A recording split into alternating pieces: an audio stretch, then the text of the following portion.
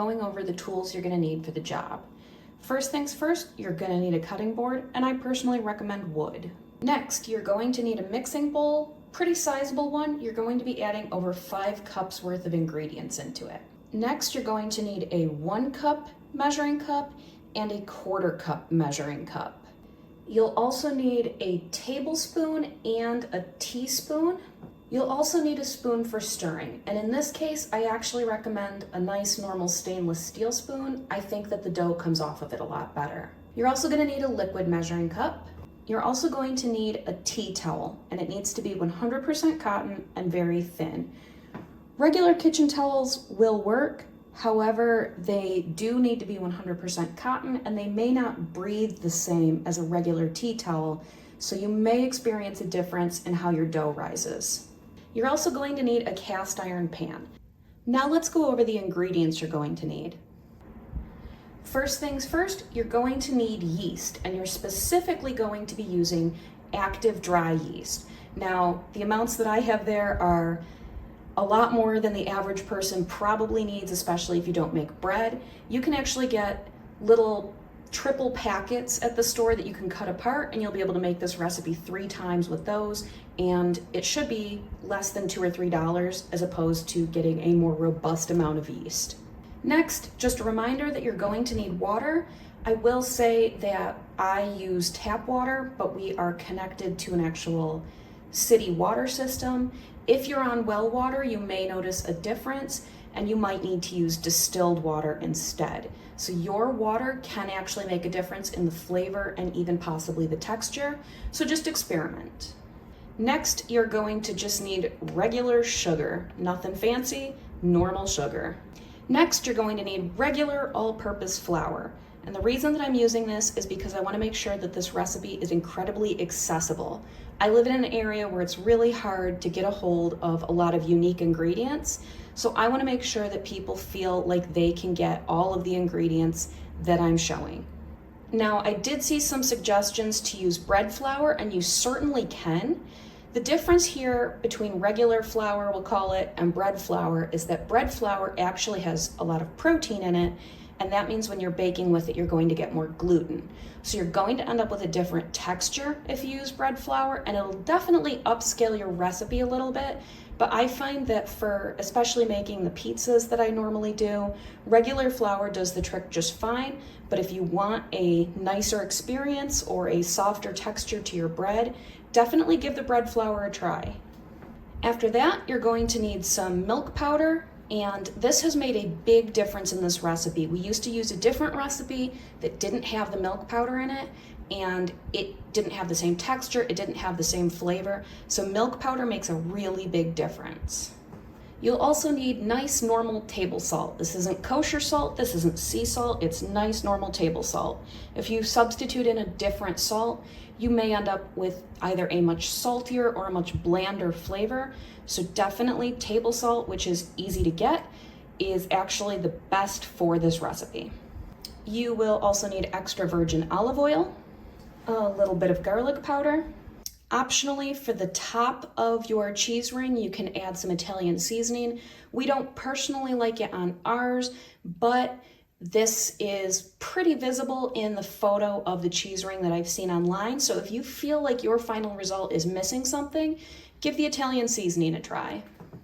You'll also need room temperature butter, and I personally use salted, and I feel like that gives the best results. Then once again, in an effort to make sure this recipe is really accessible, you will need mozzarella cheese, and I personally usually go with shredded and whole milk or 2%. So a little bit of extra explanation here. I do feel like skim milk mozzarella, which is far more common and far more easy to get, doesn't have as much of a robust flavor, but if that's all you have access to, then it definitely will still work.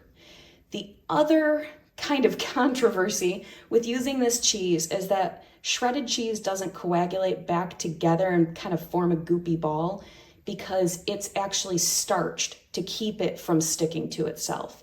And sometimes you'll find that when you make a recipe with shredded cheese that needs to be melted, it doesn't melt very well. and that's usually a problem with the starch. Now, I don't tend to have that issue, especially with the Kraft brand, but if you want to avoid this altogether, then I definitely would suggest getting a nice normal block of mozzarella. There's like Polly-O brand. I think usually Walmart has their own brand of it, and you can cut it down into kind of the size of like cheese sticks that you would have in a school lunch, those peelable cheese sticks. That's definitely an option, and it is the nicer option. This just happens to be what I use more commonly, what I have on hand. Next, you're going to need Parmesan cheese. Now, this is another chance to substitute depending on personal flavor. So you can absolutely get away with using regular grated Kraft Parmesan green shaky canned cheese. And that does look like the texture of what is shown in the photo when you look at what the outside of this cheese ring looks like. But I find that that shelf-stable Kraft shaky can of cheese usually has very minimal flavor, and it's very bland and it's very sad. If you can find it, regular shredded Parmesan or flaked Parmesan that you find in the dairy section is much fresher, and the flavor is worlds better. Now, of course, this is one of those things, it depends on what you have access to and what you prefer to buy. Both are perfectly good options, but I have heard from people that this shredded Parmesan is definitely closer to the flavor of the original cheese ring, even though the texture matches the other grated canned Parmesan. All right, and then the very last thing is if you want a sauce for dipping. I don't personally prefer to make my own sauce. I'm perfectly good with jarred sauce. I actually like pizza sauce better than marinara. I believe marinara is actually probably what the original cheese ring had with it, but I actually prefer the flavor of the pizza sauce. I will say though that from the way that people describe this in the Facebook group, using words like tart or sour or bitter, I actually think that there is a can of sauce that I've used before that probably matches that flavor much better, and it usually tends to be pretty inexpensive. So I'll put a picture of that up here. I would recommend, if you aren't interested in making your own dipping sauce or whatever you want to call it, that you investigate this option, because I've seen it at every Walmart I've been to, so I'm pretty sure it's pretty universal. But this is one of the areas where I don't really have something pinned down, unfortunately. So if anyone knows a better sauce to use that's closer in flavor, please definitely drop it in the comments. But that is all you need to make the cheese ring. And then of course, if you want to also turn this into pizzas, whatever pizza toppings you normally use are all good. But we'll get started on making the cheese ring first.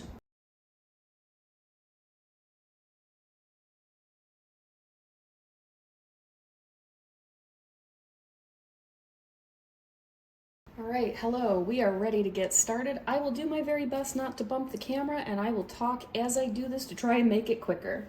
All right, we are starting with yeast. We have our teaspoon, it's 1 teaspoon, 2 teaspoons, and then somewhere between 1/4 and 1/2. It doesn't have to be super exact. And we are doing 1 tablespoon of sugar. Now the next part is very important. We need 1 1/3 cup of water. And you're going to want the water to be slightly warmer than your body temperature, basically. It should feel like warm bath water, but it shouldn't be hot. If you want to use an exact temperature, yeast will bloom between, I believe it's 100 and 110, or 105 and 110 degrees. You can get out a thermometer and you can temp it, but I find that just feeling it is sufficient. You just don't want it too hot. You will kill the yeast. All right, so I have my 1 1/3 cup, and hopefully you can see this. You want to pour just a little bit in there. I guess that was about 1/3 cup.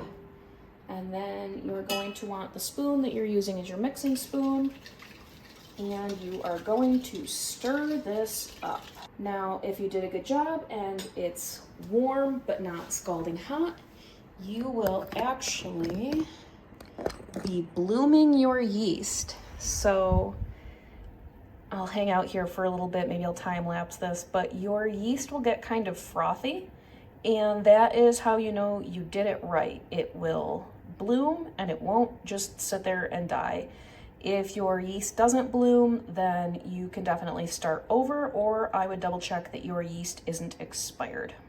So I don't know if it really is that clear on camera, but the yeast did bloom. In real life, it actually looks a little bit frothier than it does on the camera, and I don't really know a better way to capture it. But that was all it took, was just a short amount of time. I have had it take as long as 5 minutes, and you do probably hear the heat running. We are right over the heat register. You don't really want to do this in a cold room. The yeast is also going to probably want it to be a little warm, and when we get to setting the bread up to rise, you're going to want it to actually be warm. All right, so our yeast finished rising, and we do still have water left in here that we'll be using in a bit. But in the meantime, we need our milk powder. All right, you need 1/4 cup of the milk powder, and you get your salt, and you're going to do 1 teaspoon of salt. Now you'll notice I'm not leveling anything as I do this, and I won't be even when we get to the flour. It's okay if things are mounded up a little bit. You don't want to go real high over the edge or anything like that, but you don't need to scrape it level with a knife. This recipe is very forgiving.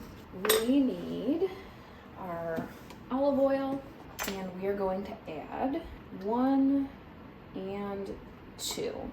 Now we're going to stir, and this isn't going to mix in. Oil is obviously going to sit on the top of water, but we're just going to kind of agitate things a little bit here. All right, so that is pretty good for that, and you can see it clearly didn't mix in, but that's not really what we're going for here. And now we get to add the flour. So you're going to do 4 cups of flour. So as you can see, when I got it out of the bag, I just sort of pressed it against the bag to level it. And yes, that did press it into here.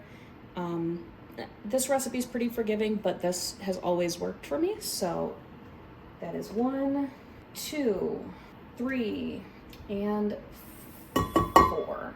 We're going to start stirring this together.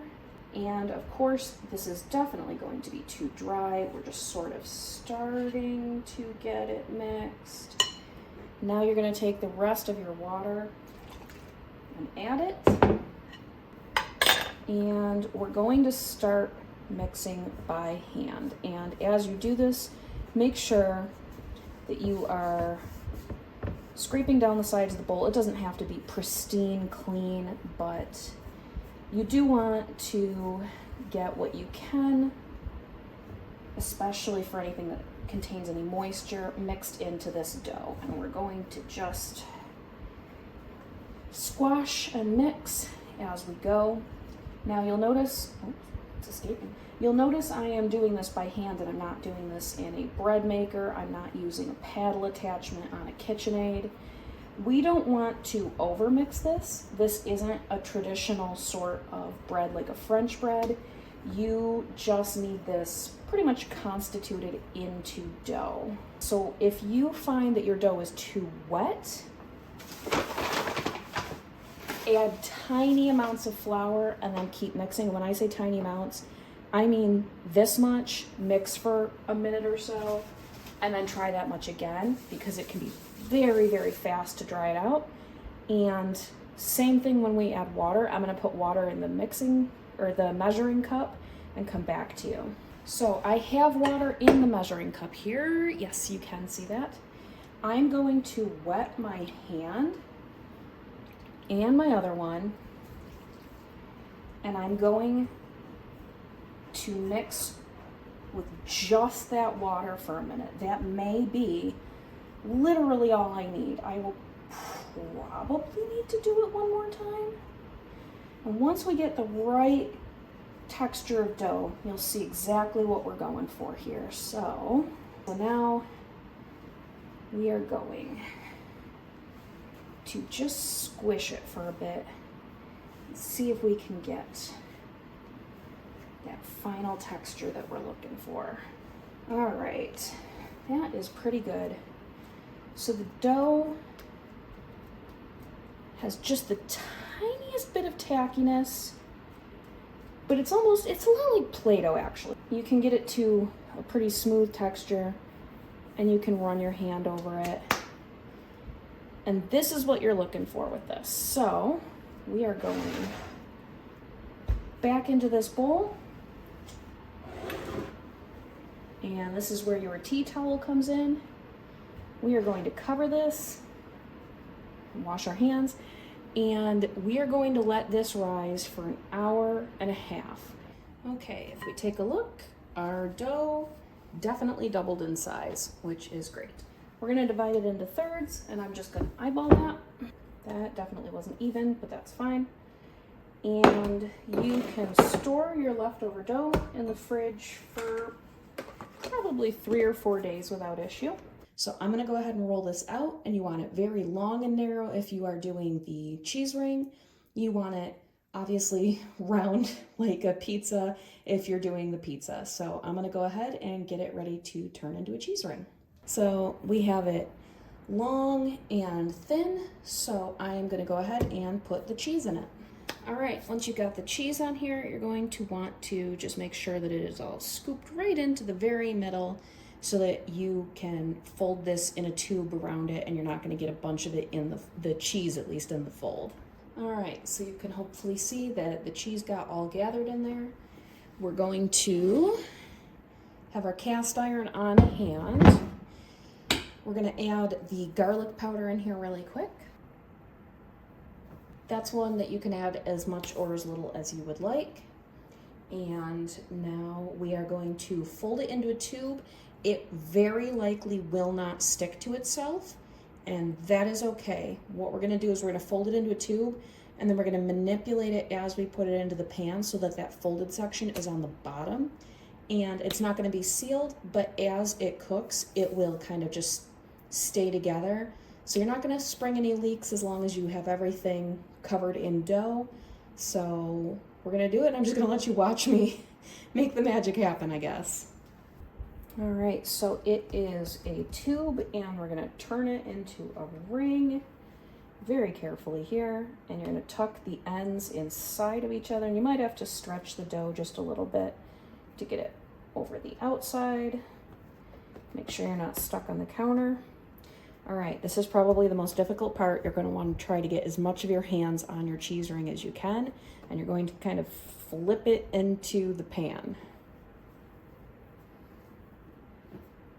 And actually, that worked blessedly great. Now that we've got our cheese ring here, what you're gonna do is you're gonna take another regular tablespoon and the salted butter that we talked about. Remember, you want room temperature, not melted and not cold.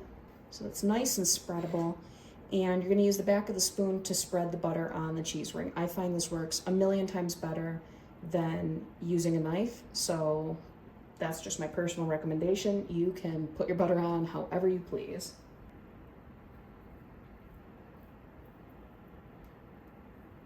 All right, so you want it all over the outside of the ring except the bottom where it's touching the pan. So you want to do the inside edge, the top obviously, and the outside edge all the way around. And you want a pretty thin coating. I don't know how that really looks on screen, but you want a pretty thin coating, but enough that it's going to add a little bit of buttery saltiness to the outside crust as it cooks. Next, we're going back to the mozzarella, and you're going to sprinkle just a little bit on the top of this cheese ring.